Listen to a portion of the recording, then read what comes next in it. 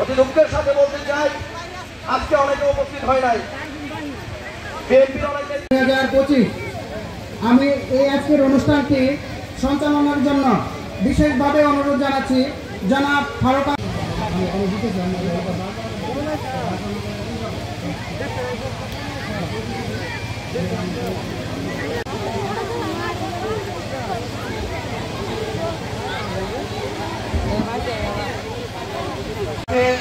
এই প্রতিযোগিতা যারা উপভোগ করবেন, যারা বিভিন্ন স্থানে ঘোরাফেরা করছেন তাদেরকে অনুষ্ঠান স্থলে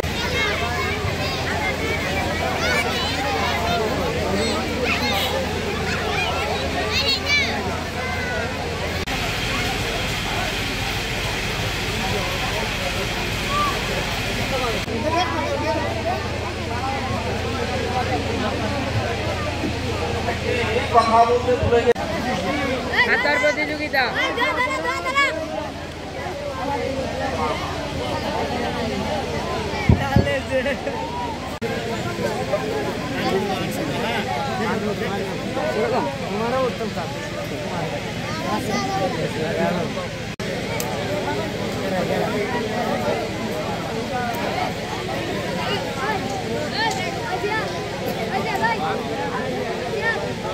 আমার মনে হয় ওই বছরের বিভিন্ন দেশে বিভিন্ন জায়গায় ওই পত্রিকায় উল্লেখ করেছিল বিভিন্ন জায়গায়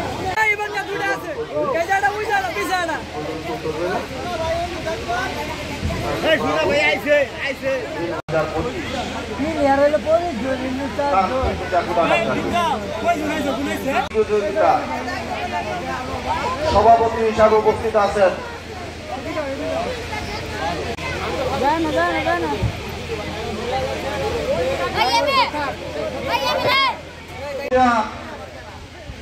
অনেকেরই শিক্ষক, সে তাকে সভাপতি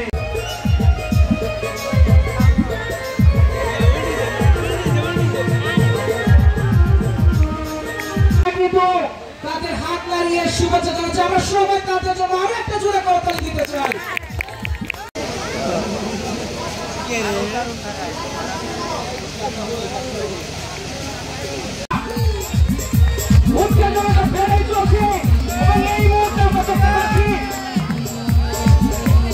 আমরা দর্শকদের কাছে তালি পাচ্ছি সবাই।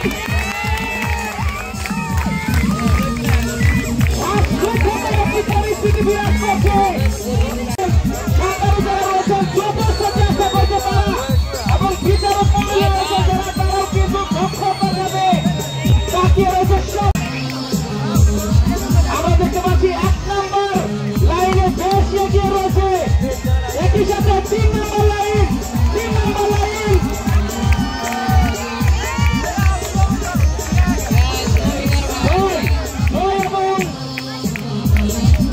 বেশ ভালোভাবে এগিয়ে যাচ্ছে।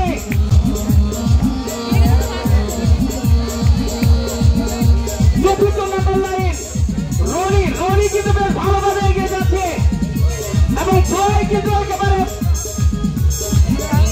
উইনিং এর একেবারে কাছাকাছি। আমরা সবাই তিনি কিন্তু দ্বিতীয় স্থান অধিকার করতে হয়তো বেশি সময় এবং তিনিও কিন্তু চলে এসেছেন। জোর লাইন এবং 2 নম্বর বেশ 3 নম্বর এবং 4 নম্বর 1 নম্বর 3 নম্বর এবং 4 নম্বর লাইন একেবারে 50-50 সময় কাছাকাছি চলে এসেছে আমরা দেখতে পাচ্ছি। 3 নম্বর লাইনে রকিবুলকে আমরা দেখতে পাচ্ছি এবং 4 নম্বর 3 এবং 4 বেশ টক্কর। দেখা যাক কে খারাপ টক্কর, মাঠে চলছে টক্কর, বেশ হাড্ডাহাড্ডি ভাবে এগিয়ে যাচ্ছে। দেখা যাক বিচারক মন্ডলী দায়িত্বে দেওয়া হয়েছে, তীক্ষ্ণ চোখে তারা সূক্ষ্ম ডিসিশন দিবেন। আমরা জোরে